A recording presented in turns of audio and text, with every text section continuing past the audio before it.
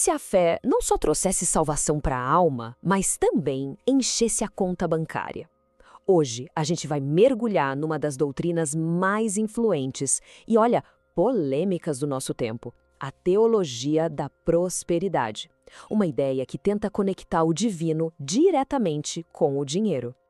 Pois é, a pergunta que não quer calar é essa: a fé pode mesmo enriquecer uma pessoa? Para milhões de fiéis, a resposta é um sonoro sim.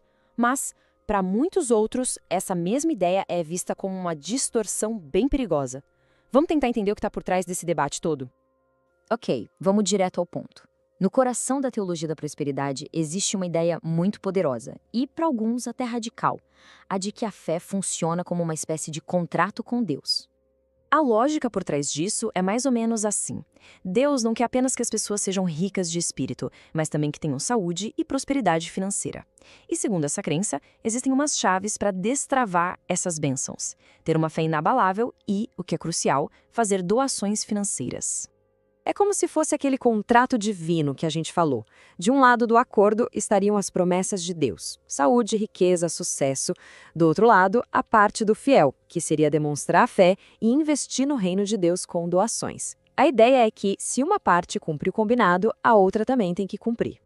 E olha só, aqui está o que seria uma das cláusulas mais importantes desse contrato.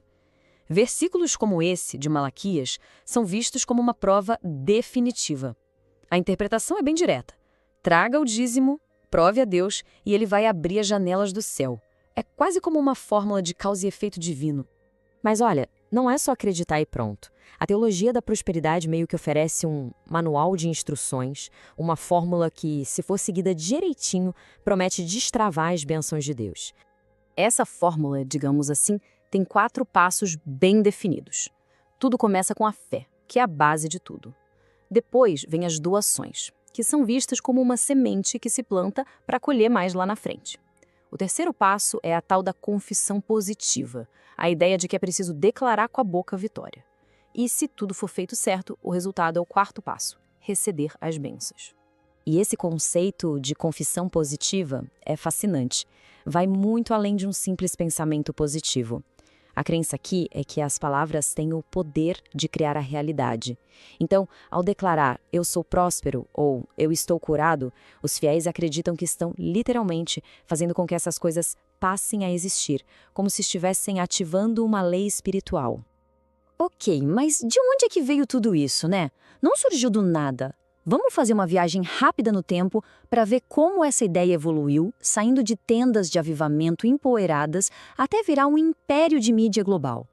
Bem, tudo começou a tomar forma lá nos anos 50, com pregadores como Oral Roberts popularizando essa ideia de fé-semente.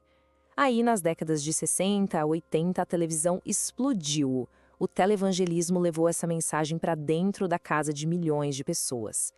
E, a partir dos anos 70, figuras como Kenneth Hagin basicamente organizaram essas ideias, principalmente a confissão positiva, nesse sistema que a gente conhece hoje.